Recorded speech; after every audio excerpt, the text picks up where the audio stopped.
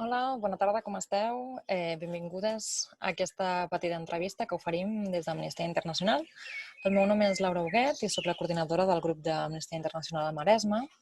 I avui estarem aquí parlant dels CETIs, de la situació actual que hi ha als centres d'estància temporal per persones immigrants. Els CETIs són centres on arriben persones migrants o sol·licitants de protecció internacional i són centres en principi d'estància temporal on no estan privades de llibertat, sinó que les persones que estan dins dels CETIs poden sortir i entrar quan volen. Actualment, el centre de Melilla, que té una capacitat per unes 780 persones, actualment té una totalitat de 1.600 persones vivint i convivint en aquests centres.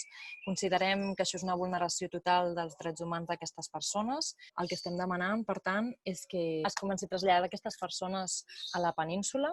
De moment hem aconseguit que 51 persones siguin traslladades, però necessitem accions.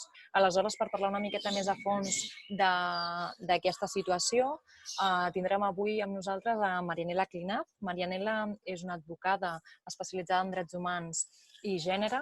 Ella és originària de Neuquén, però actualment està vivint aquí a Barcelona. Ella treballa com a advocada en temes de migracions, però també ha sigut durant molts anys activista d'Amnistia Internacional a Buenos Aires. Aleshores, hem preparat una petita entrevista perquè ens expliqui com ella veu i com ella creu que hauria d'estar actuant l'estat espanyol envers aquesta situació i que ens expliqui des de la seva especialització com a advocada la situació dels CETIs. Bueno, Marianela, buenas tardes. ¿Qué tal? ¿Cómo estás? Buenas tardes, bien acá, tomando el sol en el balcón un rato. Ya lo veo. Nada mal, ¿cómo llevas el confinamiento? Bueno, bien, manteniéndome ocupada y haciendo cosas y bueno, bien. Bueno, pues nada, antes que nada, darte las gracias porque, bueno, por tenerte aquí, ¿no? Es un honor poder hacerte esta entrevista barra café, barra lo que sea, barra mate. Barra mate, genial. Y nada, bueno, pues lo que comentábamos, ¿no? Los CETIs, los Centros de Estancia Temporal para Inmigrantes. Y bueno, básicamente lo que queríamos un poquito es que nos dieras tu visión, pues como abogada, como especialista en derechos humanos,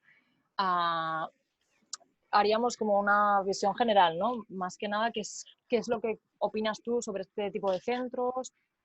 ¿Qué consideras, sobre todo respecto a los derechos humanos y demás? Así como un poco en genérico al principio. Un pantallazo general. Bueno, en principio, mi posición particular es que en realidad tanto los CETIs como otros tipos de instituciones como estas, en realidad no llevan a solucionar nada, sino que, bueno, son procedimientos institucionales que hacen los estados para dilatar o fijarse qué van a hacer con los migrantes y con los solicitantes y las solicitantes de asilo, que no saben realmente qué hacer con estas personas, y también son fuentes de control para reducir estos flujos migratorios y de solicitudes de asilo. Como nos quieren hacer creer que son en realidad medidas de derechos humanos y como a favor de los refugiados o de las personas solicitantes de asilo, sino que en realidad son medidas de los estados para tratar de apañar y de filtrar quién entra y quién no. Además, como bien informa Amnistía en los CETIs de Melilla, realmente cuando vos ves cómo realmente son estos CETIs, vos ves que hay muchas vallas de control, hay muchos sistemas de control que son militarizados en realidad, porque hay guardia civil y en realidad sería como una frontera a traspasar para poder llegar a estos centros de acogida para hacer unos procedimientos migratorios. Entonces, en realidad, esto ya te está diciendo que su política no es abierta a cualquiera que quiera entrar y solicitar asilo, sino que vos tenés que pasar por una serie de pruebas físicas y realmente son cuestiones muy graves. No es el derecho al asilo o a la migración no estaría hecho de ir y solicitar asilo de manera abierta, y acá son personas que están poniendo en riesgo su vida para poder llegar a un lugar para poder solicitar asilo. Claro. Y luego también pasa lo que bueno, lo que sabemos, el tema de las deportaciones en caliente y las expulsiones, de que en realidad, como eso es territorio español, lo que hacen directamente es apenas esas personas o se quedan enganchadas en las vallas o entran, no los individualizan y se les hace el procedimiento de solicitud de asilo, o por lo menos preguntarles por qué han llegado hasta aquí, Claro. sino que simplemente la Guardia Civil, porque en realidad es Guardia Civil, la policía, en ese momento los agarra y los lleva nuevamente a terreno marroquí, como sin ningún Claro. tipo de individualización del caso, porque se supone que cualquier persona que solicita asilo, una vez que llega, debe poder explicar y justificar qué es lo que quiere y por qué lo quiere, ¿no? Esto que comentabas, ¿no? De las deportaciones en caliente y demás, que desde Amnistía también hemos estado, bueno, hemos sido muy críticos con el tema de las deportaciones. Si nos pudieras explicar un poquito más así cómo funciona, ¿no? Un proceso de asilo, porque estas personas, claro, no debemos olvidar que vienen de países en que se encuentran, pues eso, ¿no? En peligro, que están escapando de una realidad muy incierta y muy insegura. Y bueno, llegan a un país nuevo en el que están pidiendo pues eso, protección internacional, muchos de ellos, otros simplemente vienen por procesos migratorios, ¿no? Como tú o como yo. Pues explicarnos un poquito cómo funciona este sistema, ¿no? Como cuando tú llegas a un nuevo país y pides protección internacional, o tú que trabajas con el tema de migraciones, así sin céntimos. Bueno, son diferentes, o sea, los procedimientos son todos diferentes, porque en realidad en Melilla o en el otro SETI que hay, esto es en terreno que son terrenos de ciudades autónomas españolas, que en realidad normalmente vos necesitas un visado para poder entrar a estos lugares, y luego cuando te apersonas en la oficina deberías poder pedir asilo. Claramente este no es el procedimiento que hace nadie, porque realmente cuando vos sos una persona que viene huyendo por kilómetros y kilómetros, que normalmente hasta son personas indocumentadas, que no tienen pasaporte, que no tienen DNI, no pueden solicitar ningún tipo de visado tampoco. Entonces es por eso que muchas veces pasa lo que ha pasado de que nadan para luego, una vez que tocan suelo, se supondría que deberían, o sea, un agente, tanto sea la Guardia Civil como un agente de estos centros, debería acercarse y decirle, hola, ¿qué tal? Bueno, vos llegaste hasta acá, ¿cuál es tu nombre? ¿Cuál es tu nacionalidad?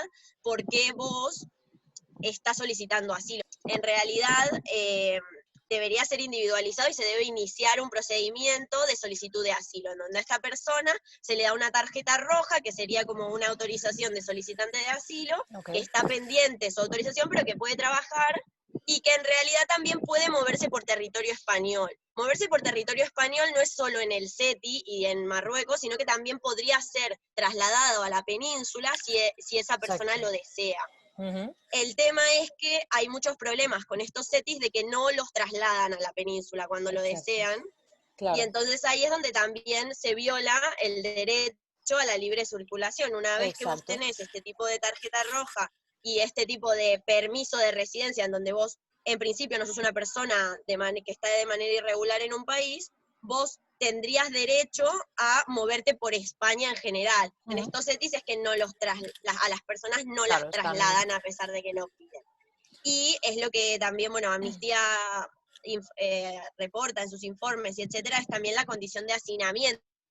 Exacto, eso es lo que te quería preguntar Están ahora. esperando un proceso de autorización o no de un asilo o de un refugio, puede tardar mínimo 6 meses. Entonces son personas que están 6 meses, creo que son 600 personas, 700, y en realidad hay 2.000 personas viviendo ahí, Claro. sin ningún Actualmente tipo de son unas 1.600 las que están, bueno, básicamente es el doble, ¿no? de personas. Y sí, eso, claro. Entonces, ¿eso cómo afecta realmente al garante de esos derechos humanos, ¿no? El hecho de tener que estar compartiendo cama con tu hijo o con tu hija, el hecho de estar todas en una misma habitación, ¿no?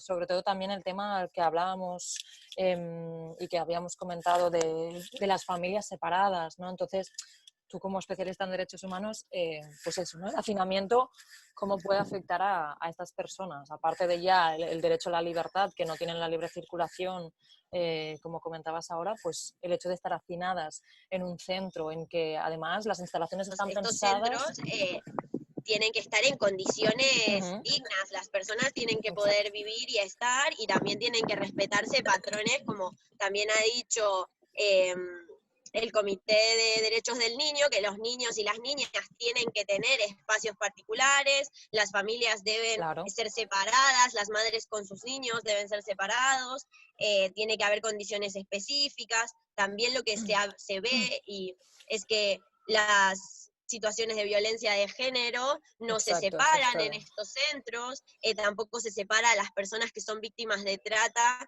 de otro tipo de población. Entonces realmente al haber tanta gente Ujú, hacinada y no haber unos dispositivos por parte del Estado de querer realmente hacer de estos lugares en los que sí asilos y luego insertarse a la sociedad, eh, en realidad es simplemente un aguantadero de gente que no les ujú. importa muy bien en qué condiciones están, pero sin embargo hay violaciones de derechos humanos por parte del Estado en cuanto a todo lo que conlleva a un encierro, porque en realidad también si a vos no te dejan moverte dentro, conforme a tu derecho de libertad de movilidad dentro del espacio, también te están deteniendo irregularmente también. Vos en realidad estás privada de tu libertad. Y también como bueno, varios comités han dicho, cualquier lugar de encierro de muchas personas conlleva a violación. Bueno, Eso es lo que, ¿no? O sea,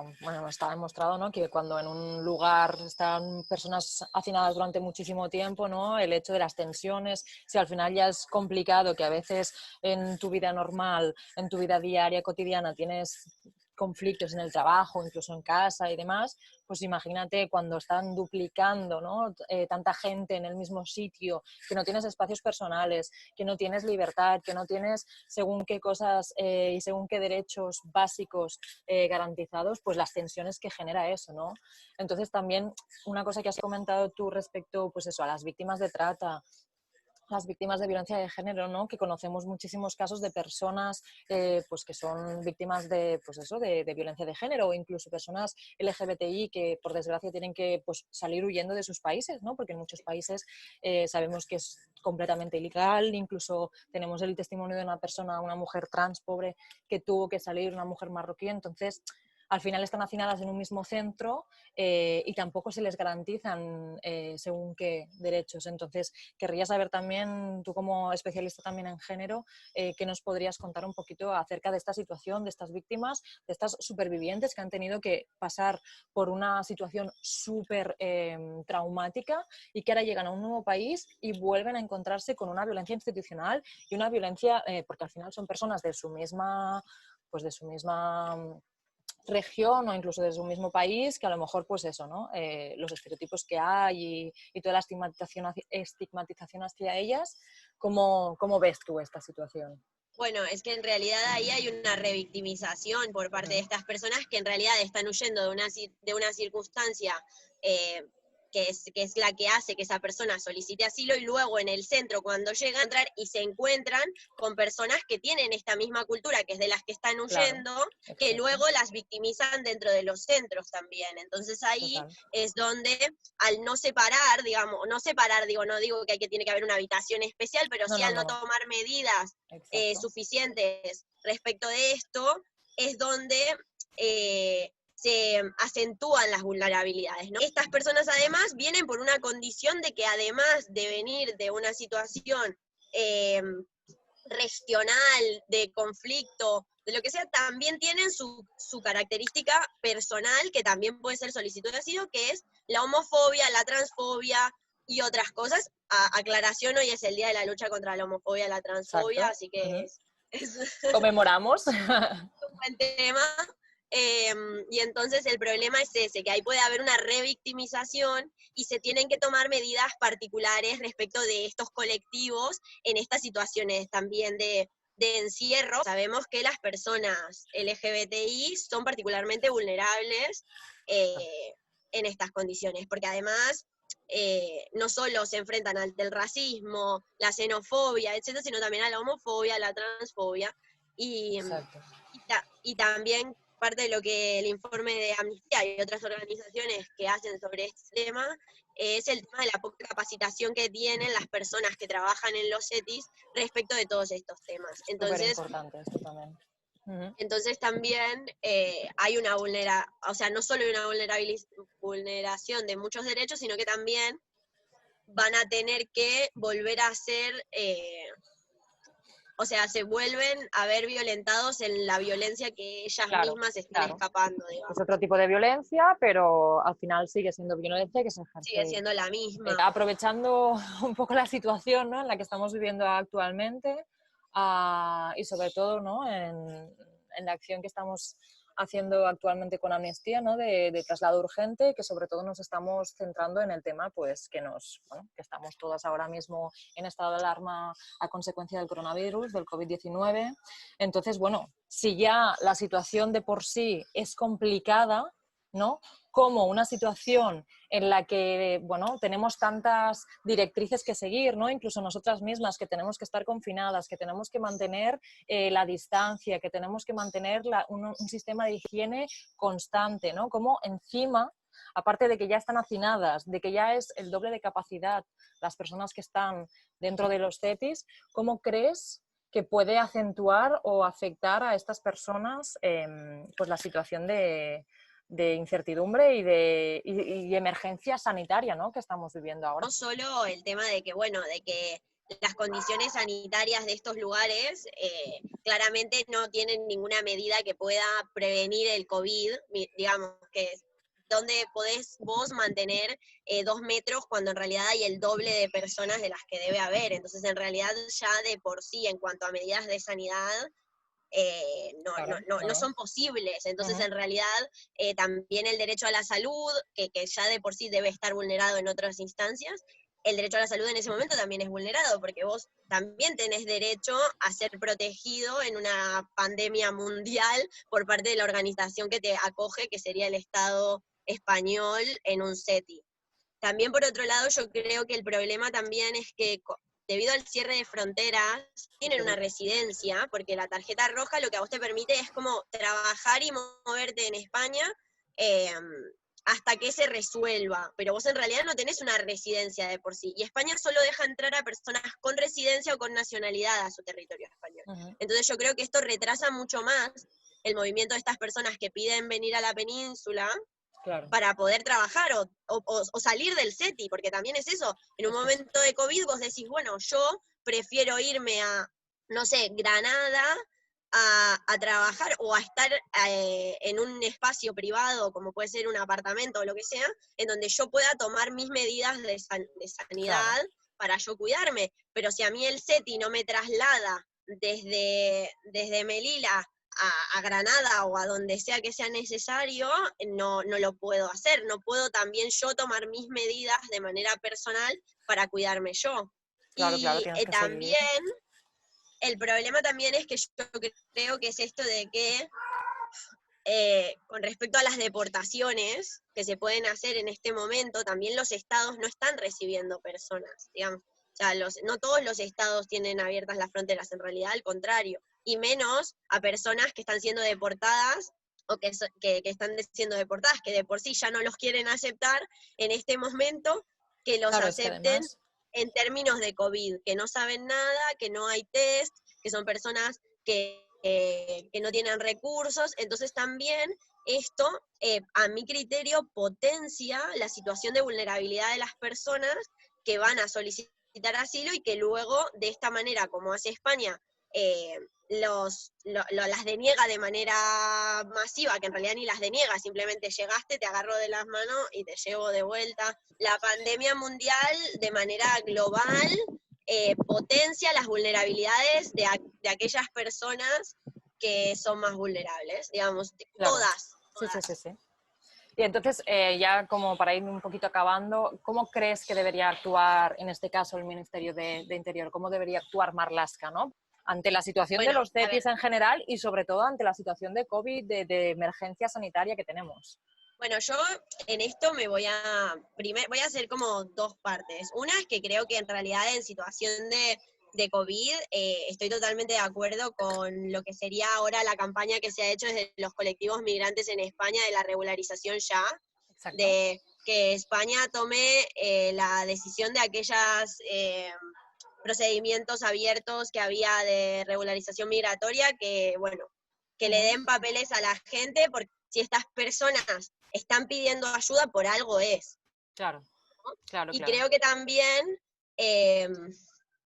bueno, a nivel como estructural se puede analizar que el que venga en Europa, porque, a ver, España es la puerta de estos países para poder entrar a Europa después, no, también capaz a España, pero es como la promesa de un mundo mejor, es también esto de resignificar como el privilegio europeo, de por qué la gente quiere venir acá y por qué no se lo daríamos, ¿no? O sea, por qué España, en este caso, debería elegir a quién deja o a quién no deja entrar. Entonces creo que eso sería lo principal, ¿no? Como también tener una perspectiva humana y no burócrata de ver Exacto. los expedientes, Que ¿no? no sea un Mirarlos proceso en el caso. administrativo y ya está, ¿no? Que es como se hace Claro, porque normalmente. creo que eso es lo que falta mucho en los procedimientos migratorios de por sí, por parte de los agentes migratorios, que es como hay una persona detrás de este expediente, más en los casos de refugio y asilo.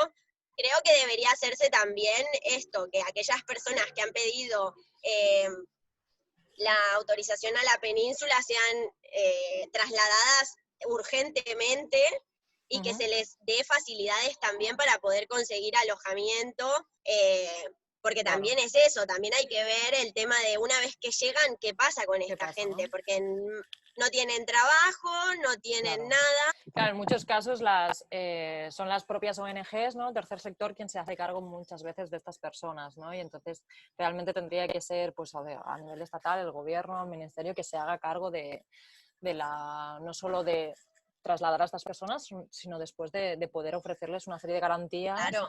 Y si ya han visto vulnerados sus derechos, no solo ya en el país de procedencia, sino también en el CETI, ya después encima lo que les viene después, ¿no? Sí, Sí, totalmente de es acuerdo. que es el tema de hacer un seguimiento, ¿no? No digo que hagan un seguimiento de cada caso en particular, pero sí el tema de, bueno, que no sea simplemente como tirarlos a que corran libres, cuando además también en el medio de una pandemia global, Claro, exacto. Bueno, no, No hay no libre se circulación puede, no es que tampoco es tan fácil que las personas puedan conseguir trabajo y un lugar donde alojarse, y Exacto. menos si normalmente que no conocen el idioma, que sus títulos universitarios o secundarios no son válidos, o sea, como también conlleva toda esa realidad con la que se enfrentan, Claro. y encima en el marco de una pandemia global. O sea, entonces Total. habría que hacer, sino también un proyecto de trabajo en conjunto con la sociedad civil, si Sí, no sí. lo puede hacer todo el De Estado inclusión español, y de cómo compaginar a toda esta gente y ayudarla para que pueda lentamente asentarse en el Estado español de la mejor forma posible. Y bueno, ya para acabar, a todas aquellas personas que nos están viendo, que espero que sean muchas, porque realmente creo que es un tema muy interesante y la entrevista o la charla ha estado súper interesante, porque realmente es algo que está ocurriendo ahora, no es algo que estemos hablando de estar pasando aquí en nuestras fronteras, en nuestro país. Un mensaje que le quieras enviar a esas personas que nos están viendo. ¿Qué les dirías? A ver, bueno, primero que hay que cuidarse mucho, que nos cuidemos tanto físicamente como emocionalmente. Creo que no hay que dejar de tener en cuenta la salud mental en el marco del confinamiento. Y creo que también tenemos que algo que podemos aprender de esto, tanto de esta charla como del confinamiento, es también ver nuestros privilegios. O sea, al ver esta charla de que hay personas refugiadas, migrantes, solicitantes de asilo, LGBTI, con discapacidad, bueno, un montón, cómo en realidad al poder quedarnos en casa y solamente salir al súper o poder salir a pasear, cómo en realidad somos personas muy privilegiadas y cómo también podemos ayudar desde nuestro privilegio, ¿no? O sea, cómo donar a organizaciones que están ayudando a personas migrantes en este momento, a gente que está comprometida con esto, dar una mano cuando se pueda, ir Claro. no sé, acá en Barcelona hay muchos casales que juntan comida, realmente como empezar a vernos como que realmente también los derechos humanos nosotros podemos hacer un montón por la lucha en nuestro día a día, y eso es apoyar también a las organizaciones de la sociedad civil Claro. bueno, que se coordinan y, y Sí, sí. bueno, nada, y ser un poquito eso, ser un poquito más conscientes de a quien tenemos al lado y lo que Ujú. puede estar viviendo, ¿no? Claro, exacto. Y además que tenemos que ser consecuentes, ¿no? con esto de los privilegios, ser empáticas y ser conscientes de que esto puede pasar a cualquier persona, ¿no? Que nosotras ahora mismo pues tenemos la suerte de estar aquí y tener esta vida, pero nadie nos dice que mañana puede venir una pandemia, ¿no? Mundial y que nos desbarajuste todos nuestros planes, ¿no? Que al final es lo que nos ha pasado un poco. Pues nada, Marianela, Claro, ya simplemente darte las gracias.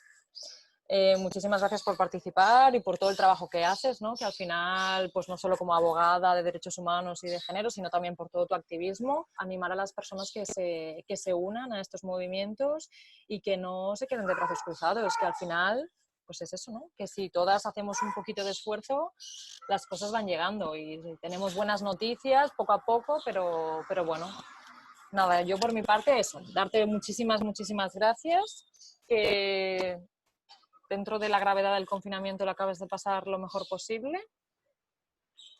Y nada, pues un placer. ha sido un placer también y bueno, cualquier cosa acá estamos, así que Pues muchísimas gracias, ha sido Marianela. un gusto. Un abrazo.